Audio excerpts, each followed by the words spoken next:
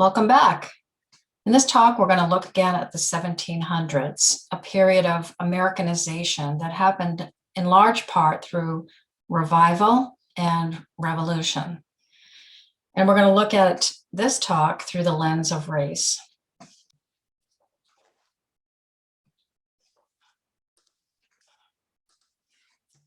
Here's where we are in the schedule. This is the fourth talk. This is Race and Christianity in the 1700s. So before going to the revival and the revolution, I just want to start out at the beginning of the 1700s. I want to suggest that the colonial legislatures consciously conceived of American chattel slavery right at the turn of the 18th century. It started really with the Virginia slave codes of 1705. It had 41 sections and 4,000 words that just painstakingly codified the racial caste system and slavery. And Christians had been debating about African humanity and about baptizing and such, but the slave codes were an effort at finality. The colonial white man's investment was secure, and the law protected his right to enslave Africans. And Virginia became the model for all of the British colonies, especially the southern colonies. And it really assured white planters, white plantation owners, that they could enslave increased numbers of Africans. And it was consciously conceived and spelled out.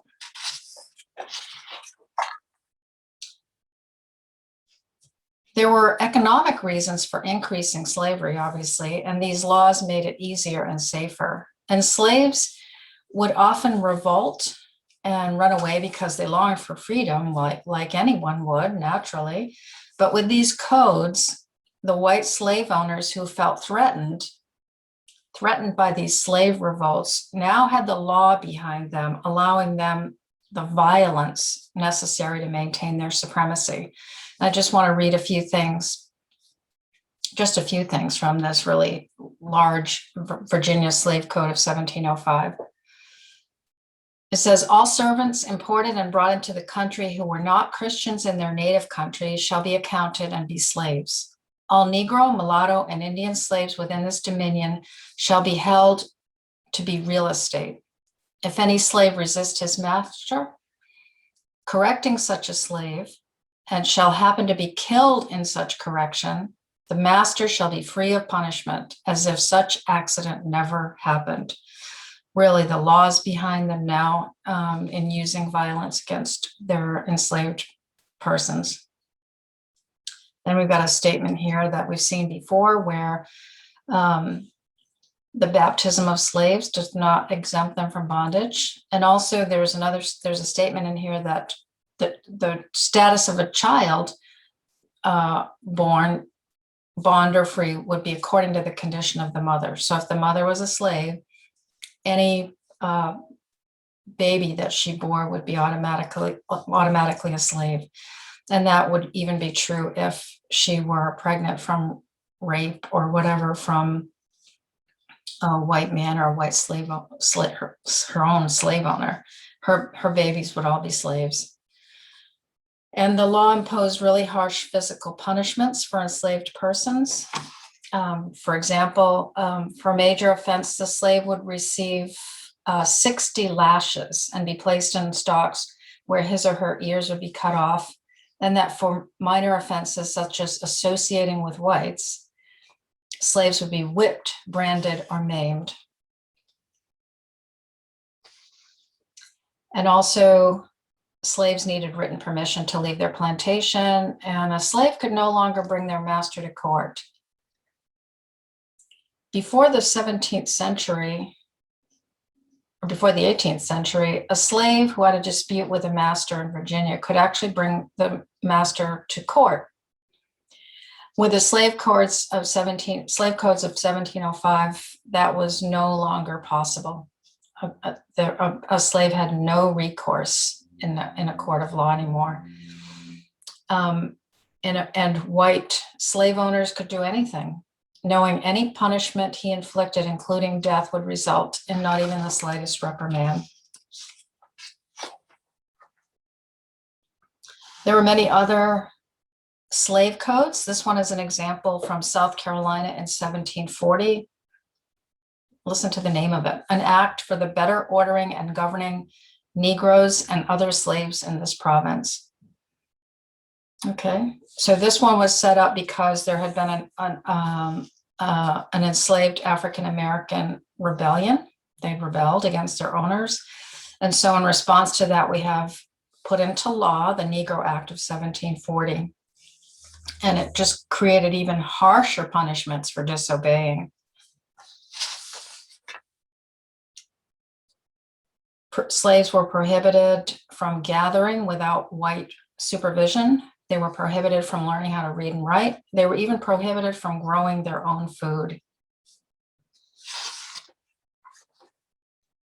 So this is the setup at the beginning of the 1700s. And I'd like to suggest that a word for this part of our history is contradiction. It's this time in the 1700s, this time of intense religious transformation going on. And then we have revolutionary ideas about freedom and the rights of men. All of this stuff is happening and coming into play. And at the same time, in contradiction, we have more enslaving of African people. And we have more removal of any rights from any of them, especially regarding their bodies. And I'd like to look at the contradiction in 3 dimensions. First, I want to look at the contradiction in the revival. Some examples that are related to the Great Awakening that we talked about. So in these revival meetings, remember they were outdoors all throughout all the 13 colonies, Black men and women were sprinkled among the people in the crowds who were listening to these revivalist preachers, and they began adopting Christian beliefs. Actually, this is the time of the first significant number of conversions among enslaved Africans in the colonies. Now, the revivalists emphasized the spiritual equality of all. And remember, I said that the revival had this effect of a kind of a democratizing effect on people, and starting with the preachers, the revivalist preachers' assertion that everybody was spiritually equal. So for the slaves, hearing this, Christianity held out some hope for them of freedom. They believed that the spiritual equality might lead to their white slave owners to see them as full human beings and deserving of emancipation. But these affirmations of spiritual equality didn't translate into social equality for African American slaves. After the revivals, the messages preached to slaves leaned heavily towards messages on obedience to their masters and honoring their earthly masters. And only rarely would they be able to congregate on their own. Let's take a look at the 2 major Great Awakening preachers that we looked at, Jonathan Edwards and George Whitfield. Now, Edwards is a very significant figure in American religious history, but we need to include in that significance the fact that he compromised Christian principles by enslaving human beings. In 1731, Jonathan Edwards purchased his first African, a woman named Venus, at an auction in Rhode Island. And throughout his lifetime, he owned several other people.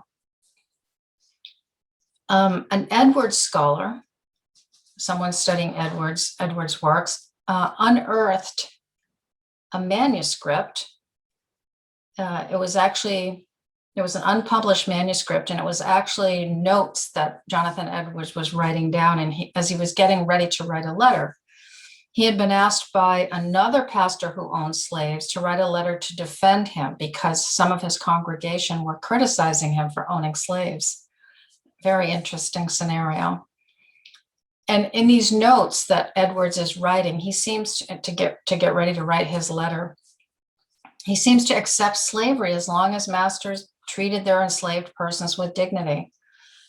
And he he stated that on the basis of slavery's apparent tacit acceptance in the Bible.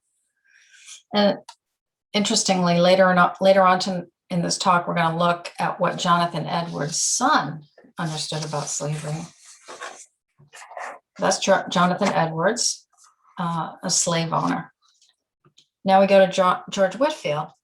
Now, George Whitfield really vigorously called out slave owners who physically abused their slaves. He wasn't sure about the question of whether Christians should buy slaves, but he thought it downright sinful to abuse them. So he kind of had moderate views, but unfortunately his moderate views morphed into support of slavery. Remember, he traveled up and down all the 13 colonies preaching revival. And in Virginia, when he was in Virginia, he started an orphanage, a good thing.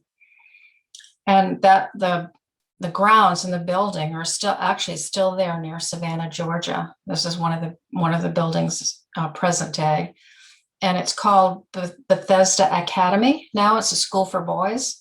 And this archway at the entrance, where it says Bethesda here, it says founded 1740. So this is in the 1700s, what we're talking about. This was George Whitfield's doing.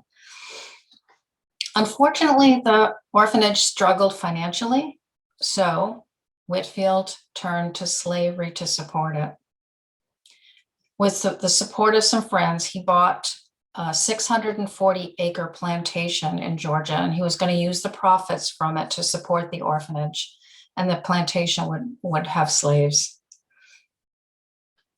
Now, Georgia had been founded as a free territory, but Whitfield began petitioning political leaders of Georgia to allow slavery. And he wrote, I quote, "Georgia can never be a flourishing province unless Negroes are employed as slaves." So contradiction number one in the revolution, in the revival, in the Great Awakening. And this is a quote from historian Mark Knoll, a book called The Rise of Evangelicalism. And in there, he's talking about the history of Edwards and Whitfield and also the Wesleys. And he says, evangelicalism focused on individual conversion and piety. And within this evangelical framework, one could adopt an evangelical expression of Christianity, yet remain uncompelled to confront institutional injustice. All right, contradiction number two. More like a surprising irony. I've called it a contradiction, but it's just ironic. And that's that Black folks, that slaves would ever want to be Christians, ever want to partake of the religion of their slave-owning masters. Well, the Africans didn't come here. They weren't brought here devoid of spirituality. They had their own indigenous religions in Africa. And they were actually attracted to this revival preaching because it mirrored some of their familiar practices in their West African religions. For example, the loud, hearty singing, that really appealed to them, and the emotional enthusiasm and the physical movement, that all appealed to them. And they were attracted to the stories of the Hebrews being freed from slavery in Egypt. They loved that part. And they also were very attracted to Jesus, who knew what suffering was and could relate to them.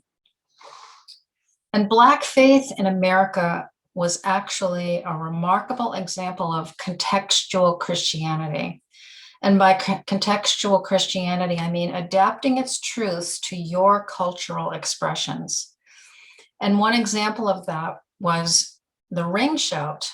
Now, this was a practice from West African religion in which the worshipers got in a circle and they rotated counterclockwise as they sang and danced and chanted.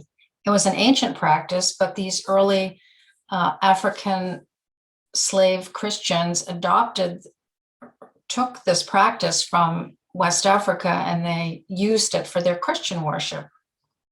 This picture is later than the 1700s, but just an example or an image of Black Christians doing the ring dance, the ring shout. So slave owners were always nervous about slaves congregating for fear of them meeting to plot rebellion. And remember, I've said there were even laws made to disallow slaves from gathering without white supervision. But the slaves developed an extensive religious life that thrived outside the institutional church. And historians have called the slave religion an invisible institution because much of it was secret. Out in the woods and hollows and thickets, there were gathering places called hush harbors. And they held their own religious meetings where they interpreted Christianity according to their experience. And they applied the stories and symbols of Christianity and of the Bible to make sense out of their own lives. And in this way, actually, Christianity helped them to hold on to their own value and dignity and help them to hold on to hope for freedom. A couple more things about Christianity among the Blacks, free and slave. So just let me say that no history of Christianity in the United States can be considered completed if it ignores the Black church. It's an incredibly big part of Christianity in the United States. So typically, other than the hush harbors where they were meeting secretly, typically slaves who are Christians would go to their masters' churches, but they'd be seated in segregated seating, just, there, but kept apart from white people. But in 1774, 75, around there in South Carolina, the Silver Bluff Baptist Church was founded. It was by enslaved African Americans. It was the first separate Black congregation in the nation. And then we have the wonderful story of Richard Allen. Richard Allen was born enslaved, and at age 17, he heard a white preacher and he was converted. He became a Christian. He joined the Methodist denomination. And then his aging master, and this was in Delaware, by the way, his aging master was also converted to Christianity, and he said he could no longer own slaves. So he told Richard to leave, go find work, and then just pay him what he had bought him for. And by age 26, Richard had bought his body, literally earned his freedom. He ended up in Philadelphia, where he was attending services at St. George's Methodist Church. And there was a lot of racial discrimination there and, keeping Blacks separated from whites in the church. And there was one instance where a Black man was trying to pray and a white man wouldn't let him, just kept at him and making him move to someplace where he would be allowed to kneel and pray. And that was the final straw. So all the Blacks left that church and they raised money and built their own church.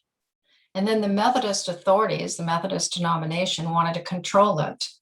And they fought this all the way up to the Pennsylvania Supreme Court, who decided in their favor. And so they left the Methodist denomination and they started the first Black denomination in America. It was the African Methodist Episcopal Church, African Methodist Episcopal Church, AME. And they elected Richard Allen as their first bishop. And there are other Black denominations that were going to be formed eventually. We'll see some more as we look more at the Black church as we continue through these talks. Okay, now we come to the third contradiction of the 1700s, the contradiction. So we've had the contradiction in the revival and the revival preachers. We've had the contradiction of the Black faith, and now we have contradiction in the revolution and the ideas that led to revolution. So this book on the the left, is a book by an Englishman named John Locke. The book is called Treatises of Government. It was from 1689. And Locke was one of those rationalist Enlightenment thinkers, and he had a very big influence on our founding fathers. Now, Locke believed in something called natural law. And natural law says that there are truths that can be discovered by reason alone, and that they apply to all people. So this is apart from divine revelation. There are truths that can be found by reason through this idea of natural law. And these natural laws lead us to an understanding of natural rights, like life, liberty, and property. It sounds kind of familiar, like our founding documents. They were heavily influenced by Locke and his type of thinkers. So we have that natural law that leads to natural rights of life and liberty. Also out of the Enlightenment thinking, we have these European naturalists, these scientists that are beginning to use race as a category for scientifically classifying people. And this other book here on the right is by Carl Linnaeus, who was a Swedish botanist. And he wrote something called Systema Naturae, which means the system of nature. And the way he categorized things, genus, species, and all of that, you probably learned it in biology class in high school. But in this 1735 book on the system of nature, he also argued that there are four varieties of men. And these corresponded to Europe, America, Asia, and Africa.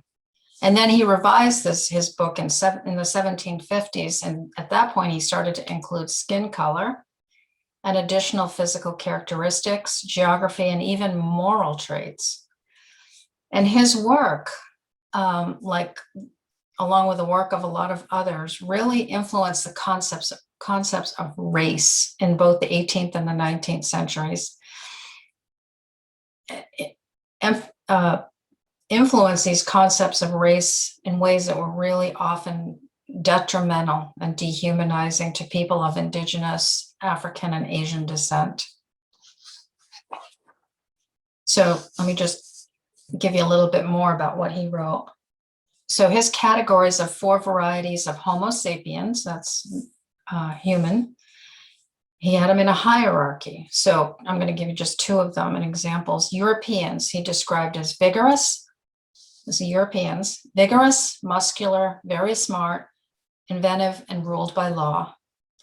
And at the bottom of his hierarchy were Africans, which he described as sluggish, lazy, black kinky hair, crafty, slow and careless, and ruled by caprice, or by sudden, unaccountable changes of mood and behavior. Now, these Enlightenment thinkers, these scientists, their understanding of race, that nature had created racial differences, this just resolved any conflict between the Enlightenment ideas of liberty and equality and tolerance, liberty, freedom, and the enslavement of African people. It resolved that because excluding Black people from democracy was excused as an inevitable product of nature.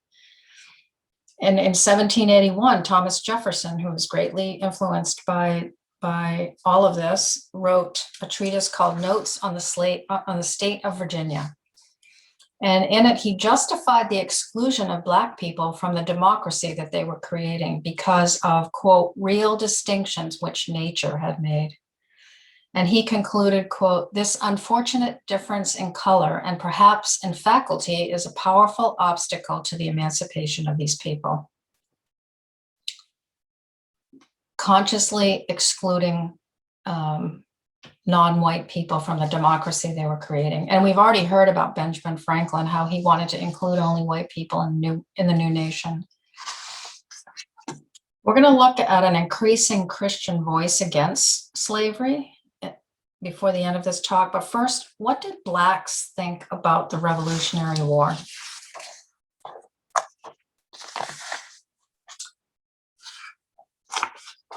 This is a good case study to answer that question. So Crispus Attucks was a man who had both indigenous Native American blood and African blood.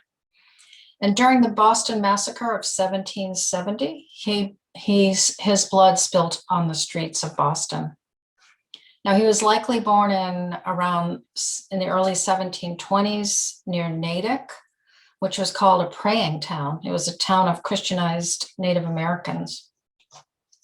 And Crispus Attucks endured life as a slave, but in 1750, he escaped. He ran away, and he made a living for himself as a sailor. 20 years later, he joined a crowd of Bostonians in a confrontation with a contingent of British soldiers, and he was killed. And Attucks is a fitting figure to associate with the beginnings of American independence. He's just a great figure and symbol for so many things. So first of all, he took freedom into his own hands and ran and escaped to freedom, just like the colonists believed they were doing, taking freedom into their own hands. And he also represented both the indigenous Native American men and women and Black Americans. But he died for a nation that failed to recognize his freedom because of his racial background. And he symbolizes the contradiction in the Revolutionary era.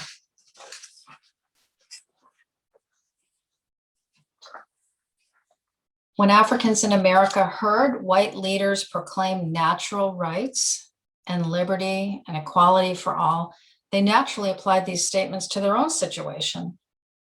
And this quote is from a letter that a committee of slaves wrote to the Massachusetts General Court. And they wrote, "We cannot but expect your house will again take our deplorable case into serious consideration and give us ample relief, which as men, we have a natural right to." So appealing to the natural rights philosophy that was the underpinnings of our founding. So the Africans felt this impulse for liberties so strongly that they took up arms in the war. Some of them fought for the British on the promise that the British made to them that they would be made free for their service against these rebellious colonists. And some of them fought for the Patriots, hoping that if they had victory, that would ensure the abolition of slavery. But in both cases, the motivation, the impulse was the same: freedom. But despite their efforts, the institution of slavery endured long after the American Revolution had ended.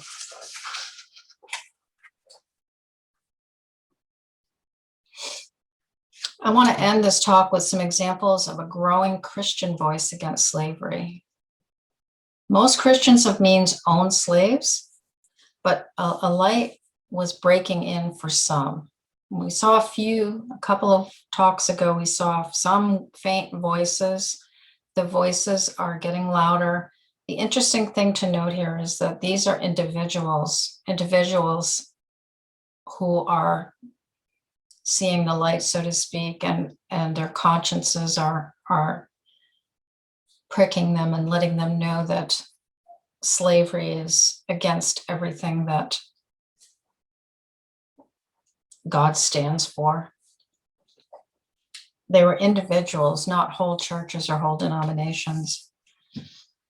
So let's look at these briefly here. So this man on the left is John Leland, and he was a Baptist, and he was very outspoken against slavery. And in 1790, this Baptist minister declared that the institution of slavery was not only against the law of God, but inconsistent with a republican government. Now, the backlash against this was fierce. So in the Baptist tradition, each congregation had the power to determine their own stances on things independently. And so sharp division rose amongst congregations on what Leland had said about slavery. But then in 1793, the Baptist General Committee of Virginia dismissed the subject from the committee. They believed it was a civil issue, and it was an issue outside the scope of the church, and an issue for the state, not the church. So they refused to talk about it. Okay, that was the Baptist. Jonathan Edwards Jr. here. He was the second son of our Jonathan Edwards. And Jonathan Edwards Jr. was a Presbyterian minister in Connecticut. And he, in the 1770s, became an outspoken abolitionist. And remember, his father owned slaves. However, his impact didn't come anywhere near the impact that his father had. But he was a voice, a Presbyterian voice against slavery. And then finally, on the right here, we have Samuel Hopkins, who was a Congregationalist. Now, Sarah Osborne, who I mentioned last week, who was part of the Great Awakening time period, she led the way. And remember, I said she had revival meetings inside of her home that were men and women and Black and white and free and slave all in her home. And so she led the way in her congregation to bring in this guy, Samuel Hopkins, as their pastor in their church in Newport, Congregationalist church in Newport, Rhode Island. And he was one of the first Congregationalist ministers to denounce and preach against slavery. And he said, "Behold, the sons of liberty, oppressing and tyrannizing over many thousands of poor Blacks who have as good a claim to liberty as themselves." One more group. This group actually had several early abolitionists. So I guess I should take back what I just said about no particular group or church or denomination. The Quakers actually were a religious tradition as a whole that spoke out against slavery. And let me just quickly go through these three guys as great examples. So Moses Brown was from a prominent Rhode Island family, and his family's commercial interests included slave trading. There was a lot of money made in slave trading along the coasts of New England and Portsmouth, New Hampshire, Boston, down into Rhode Island. Lots of money made in New England on slave trading. Well, so Moses Brown came from one of those families. He also was a co-founder of Brown University in Rhode Island, and he owned several slaves. But in the late 1760s, he saw one of his family's slave ships lose more than half of its 200-person cargo because of disease, suicide, these captured, enslaved men and women killing themselves rather than being brought here. And also the slaves on his family's ship tried to rebel, and it was put down, and many of them were killed. And this tragedy really weighed heavily on Brown's conscience. So by 1774, he had converted to Quakerism, and he denounced slavery. And he freed his slaves, cut his ties with his family business, and he became a passionate abolitionist to end slavery, both at the state and the federal level. That's Moses Brown. Now in the middle here is John Woolman. He was born in New Jersey to a Quaker farm family, and he lived a really simple life of steady obedience to God. And he preached and wrote against slavery. And by the time the revolution was over, the Revolutionary War for Independence was over, almost all North American Quakers had freed their slaves. And let me just give you one more. Anthony Bessenet, he was a Philadelphia Quaker school teacher, and he took up the abolitionist movement, and he joined with John Woolman. And Bessenet wrote countless anti-slavery tracts, and he drew on Enlightenment philosophy, he drew on Christianity, he drew on economics, all sorts of things to make a case against slavery, a case for emancipation of the slaves. And as a teacher, he had taught many African children in his schools, and he made this statement, which was provocative at that time. He made the claim that Blacks possess the same intellectual capacity as whites, because he observed that as he taught them. Bezonet founded the Society for the Relief of Free Negroes Unlawfully Held in Bondage, and that was America's first abolitionist group. The early abolitionist movements of the 1700s resulted in a complicated demise of slavery by 1800 in the northern states. It's complicated because it was just sort of a gradual emancipation, and slavery was present in the North far longer than people realize. It sustained itself until the Civil War was over and the Emancipation Proclamation came into effect. Slavery sustained itself even in the North until then. But in the South, as cotton grew and tobacco and rice and all the southern states, the institution of slavery became entrenched even further, despite all of this abolitionist work.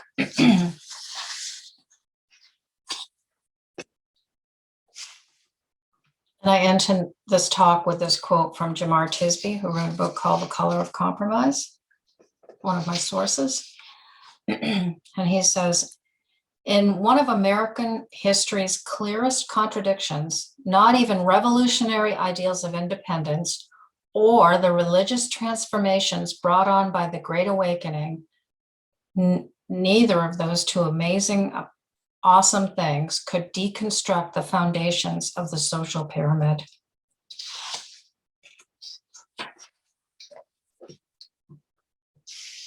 Well, next time, we're going to look at the 1800s, a period known as the Protestant Century. So religious pluralism is growing in America during the 1800s.